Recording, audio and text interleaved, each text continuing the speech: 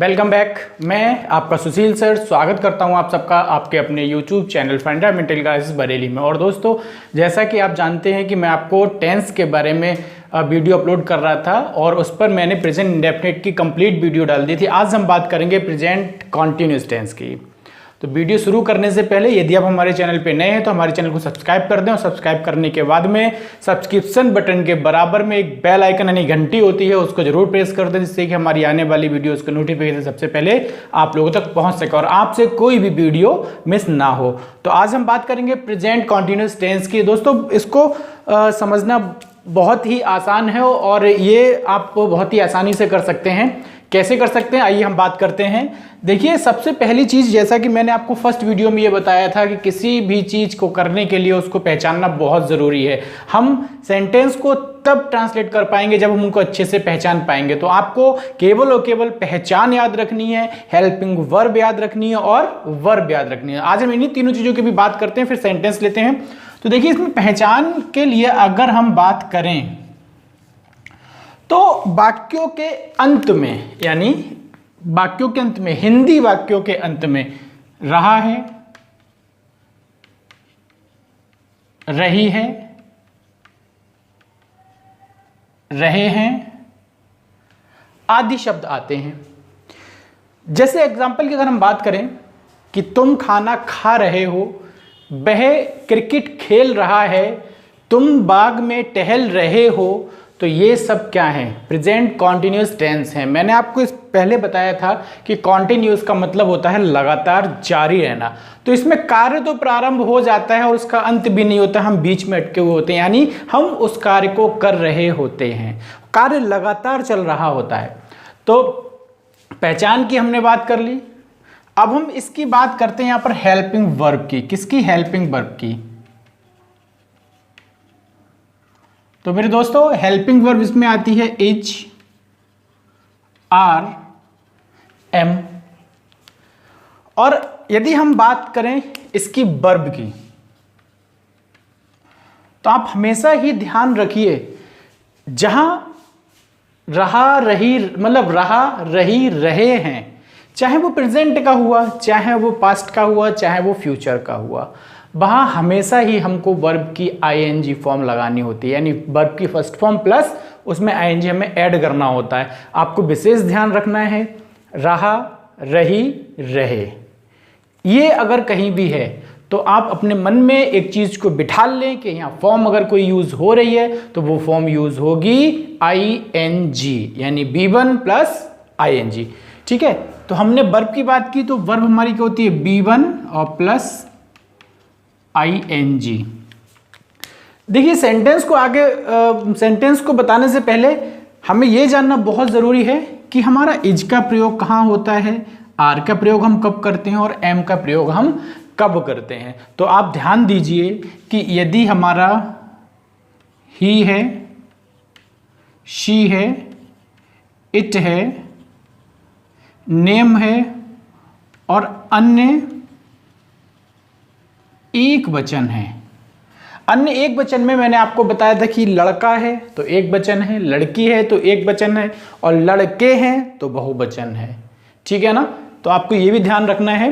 तो इन सब के साथ हम यूज करते हैं इज का, ध्यान रखिएगा। फिर हमारा क्या आता है? यू है, वी है, यू, वी, दे, दोज, अन्य, बहुवचन। अन्य बहुवचन का मैंने आपको बता दिया कि एक से अधिक जिनको हम काउंट कर सकते हैं वो किस में आते हैं? बहुवचन में आते हैं। ठीक है, तो इनके साथ हम यूज करेंगे आर का। और हमें ये ध्यान रखना है, केवल आई एक ऐसा सब्जेक्ट है जिसके साथ हम यूज करते हैं एम का, यानी आई है तो हमको बिना सोचे समझे वहां पर एम लगा देना है। और ये वर्ड अगर दिए हुए हैं, यानी ये सब्जेक्ट्स हमारे हैं, तो इनके साथ हम इच का प्रयोग करेंगे, क्योंकि ये क्या है? एक वचन करता है, और ये क्या है? बहुवचन करता है, तो इनके साथ हम आर का प्रयोग करेंगे। और बचा क्या हमारा? एम। तो एम के साथ, सॉरी आई के साथ हम करते हैं एम का। अब हम यहां पर बात करते हैं सबसे पहले अफर्मेटिव की। अफर्मेटिव सेंटेंस जिसको हम बोलते हैं सकारात्मक वाक्य। सकारात्मक वाक्य आपको मैंने बताया है कि सकारात्मक वाक्य क्या होते हैं, जिनमें घटनाओं का, तथ्यों का, कार्यों का होना पाया जाता है, ठीक है, वो हमारे सकारात्मक वाक्य होते हैं। अब हम इसके स्ट्रक्चर की अगर बात करें तो स्ट्रक्चर यहाँ सबसे पहले हमारा आ जाता है सब्जेक्ट, फिर हमारा हेल्पिंग वर्ब यानी एच आर एम, और उसके बाद में हमें लेना है B1 और प्लस ING, फिर हमारा आ जाएगा ऑब्जेक्ट और other word, full stop.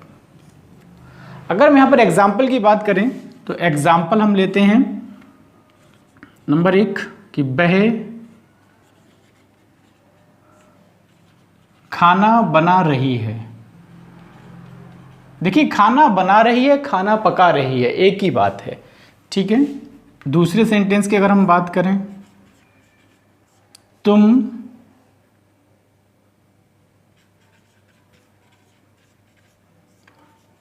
Cricket खेल रहे हो, और हम तीसरे की बात करें कि मैं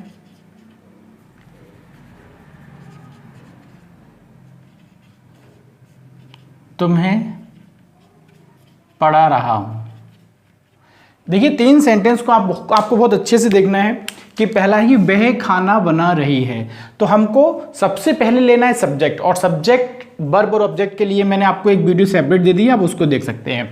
तो वह के लिए हम यूज करेंगे, यानी सब्जेक्ट हमारा है, लड़की है तो हम यूज करते हैं शी का, और यदि लड़का होता है तो हम यूज करते हैं ही का। तो शी है, और शी के साथ अब हमें लेना है एज आर एम में से एक चीज। शी क्या है, एक वचन करता है, और एक वचन करता के साथ हम लेते हैं इज, तो क्या हो जाएगा शी इज।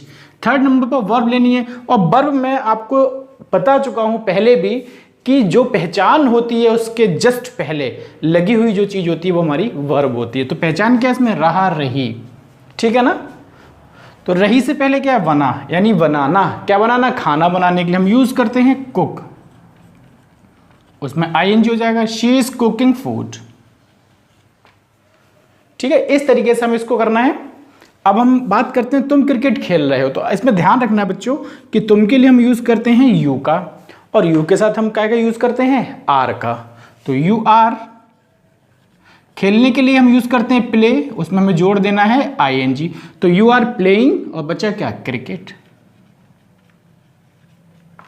अगर हम नेक्स्ट क्वेश्चन की बात करें कि मैं तुम्हें पढ़ा रहा हूं, तो मैं के लिए यूज करते हैं हम आई का, और आई के साथ हम एम का। मैंने आपको बताया कि आई ही एक ऐसा सब्जेक्ट है जिसके साथ हम एम का प्रयोग करते हैं। तो आई एम पढ़ाने की होती है टीच, टीचिंग, और तुम्हें के लिए हम यूज करते हैं यू का। ध्यान से देखिए और समझिए। अब हम इसके बाद में बात कर लेते हैं इसके निगेटिव सेंटेंस की। आपको ध्यान देना है, निगेटिव वाक्य वो वाक्य होते हैं जिनमें तथ्यों का, घटनाओं का, कार्यों का ना होना पाया जाता है। निगेटिव सेंटेंस को मैंने आपको बताया कि नकारात्मक वाक्य होते हैं। अगर हम इसके स्ट्रक्चर की बात करें तो स्ट्रक्चर हमारा हो जाएगा सबसे पहले सब्जेक्ट, फिर एच आर एम, और हमें लेना है नॉट। नकारात्मक नॉट यानी निगेटिव नहीं लगा होगा इसमें, तो हमने ले लिया नॉट प्लस। अब हमें लेना है B1 प्लस ING, ऑब्जेक्ट और बचा हुआ भाग। अगर हम यहां पर एग्जाम्पल की बात करें, वह उसे नहीं बुला रहा है,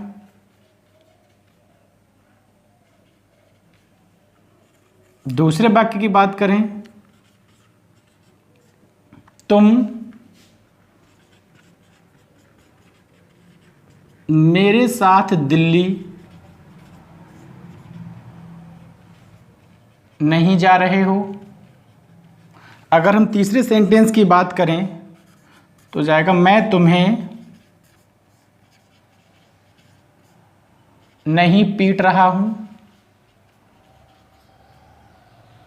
ये हमारे पास 3 वाक्य हो गए और 3 वाक्यों में हम इसका ट्रांसलेट करते हैं। तो सबसे पहले सब्जेक्ट यानी वह, वह के लिए हम यहाँ पर करेंगे ही का यूज़। क्यों? क्योंकि यहाँ पर क्या है, लड़का।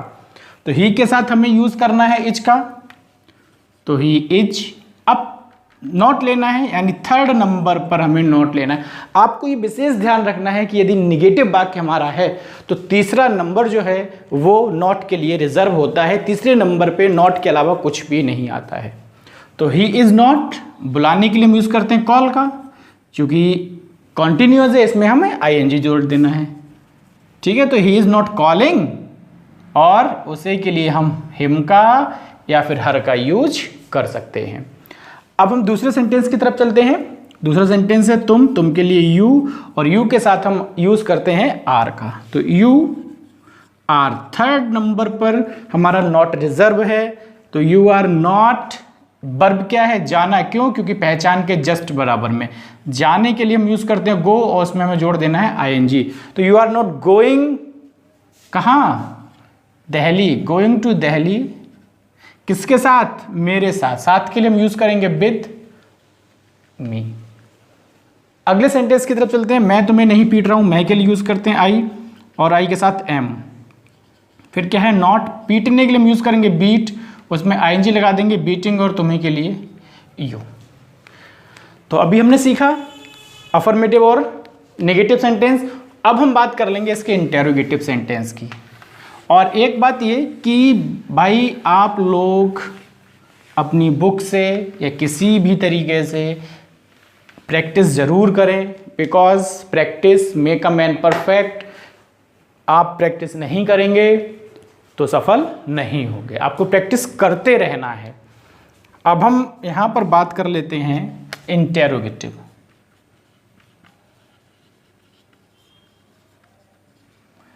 इंटेरोगेटिव सेंटेंस की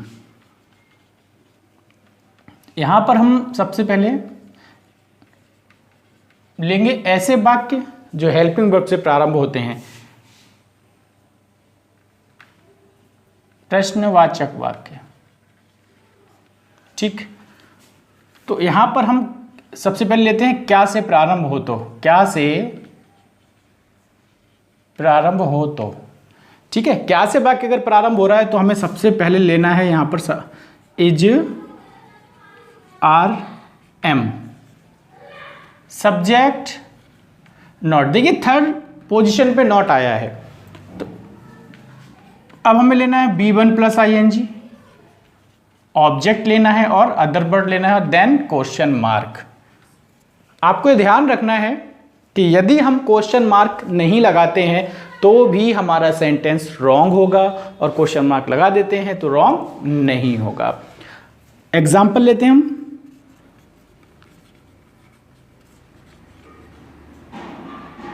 क्या तुम हंस रहे हो?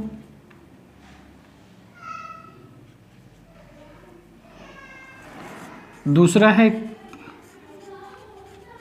क्या सीता एक मधुर गीत नहीं गा रही है? और हम तीसरे सेंटेंस की अगर बात करें तो हम ले सकते हैं कि क्या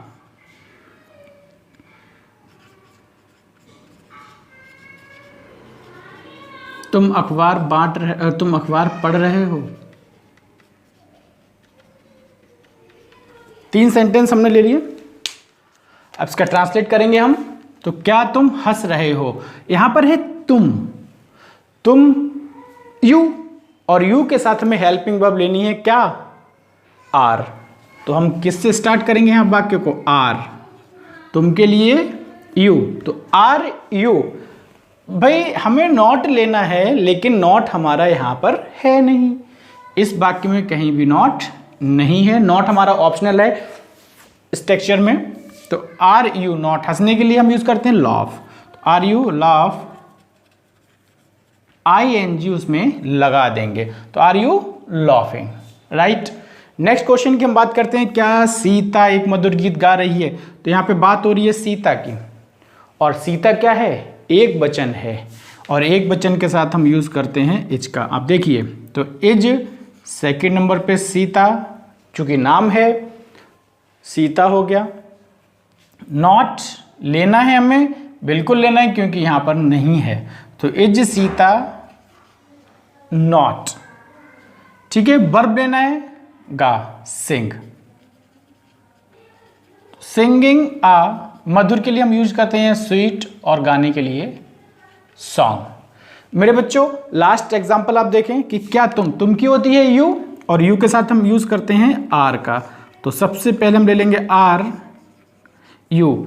थर्ड नंबर पे नॉट वाक्य में है नहीं, तो आर यू पढ़ने के लिए हम लगाएंगे रीड, रीडिंग द न्यूज़पेपर, और लास्ट में क्वेश्चन मार्क। ये सेंटेंस हो गया हमारा। अब हम यहां पर बात करते हैं जो दूसरे टाइप के हैं, यानी YH फैमिली के हैं, तो उनको हम लेंगे। और उनको लेने के लिए मैं आपको बताऊं कि कब हम लेते हैं उनको, जब वाक्यों के मध्य में प्रश्नसूचक शब्द हो। तो प्रश्नसूचक शब्द कौन कौन से होते हैं मैंने आपको ऑलरेडी बता रखा है।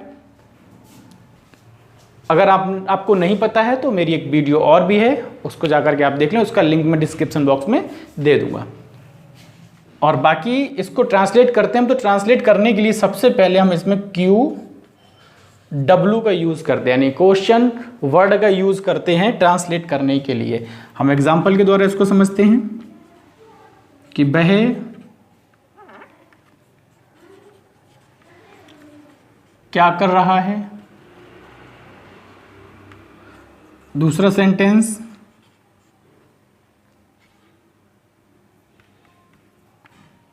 तुम दिल्ली कब जा रहे हो। और तीसरे सेंटेंस की अगर हम बात करें, मैं तुम्हें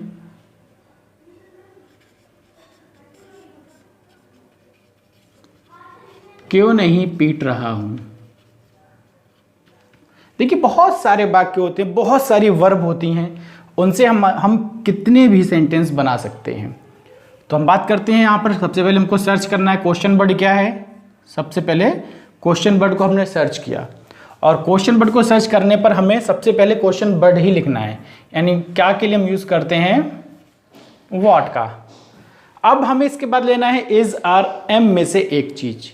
तो हम कैसे लेंगे, हमें देखना है कि यहाँ पर सब्जेक्ट है वह, और वह की इंग्लिश होती है ही, और ही के साथ हम यूज करते हैं इज का। तो व्हाट इज ही। ठीक है, करने के लिए क्या होता है, वर्ब होती है डू, ING हो जाएगा कि व्हाट इज ही डूइंग। अगला क्वेश्चन है तुम दिल्ली कब के लिए हम यूज करते हैं व्हेन का। अब हमें लेना है हेल्पिंग वर्ब, और हेल्पिंग वर्ब कैसे लेते हैं हम, सब्जेक्ट के अनुसार। सब्जेक्ट यहाँ पर क्या है, तुम है, तुम के लिए होता है यू, और यू के साथ हम यूज करते हैं आर का। तो व्हेन आर यू, जाने के लिए गो, ING, यानी ING फॉर्म लेनी, तो गोइंग, कहाँ पर जा रहे हैं भाई, दिल्ली, तो गोइंग टू, अभी मत चले जाना। मैं तुम्हें क्यों नहीं पीट रहा हूं, यहां पर भी क्यों के लिए हम यूज करते हैं वाई का। मैं आई, और आई के साथ लगाते हैं एम, तो YAM नॉट। पीटने के लिए हम यूज करते हैं बीट, ING बीटिंग, और तुम्हें के लिए यूज करेंगे यू का। ठीक, तो आज हमने सीखा प्रेजेंट कॉन्टिन्यूअस टेंस को हम किस तरीके से ट्रांसलेट करते हैं। तो यदि आपको हमारा वीडियो अच्छा लगा हो तो वीडियो को लाइक जरूर करें, शेयर करें, और कमेंट करके हमें ज़रूर बताएं। कोई भी प्रॉब्लम है उसको कमेंट बॉक्स में ज़रूर छोड़ें, आपकी सारी प्रॉब्लम्स को दूर किया जाएगा। तो मिलते हैं अगली वीडियो में, तब तक के लिए जय हिंद, जय भारत।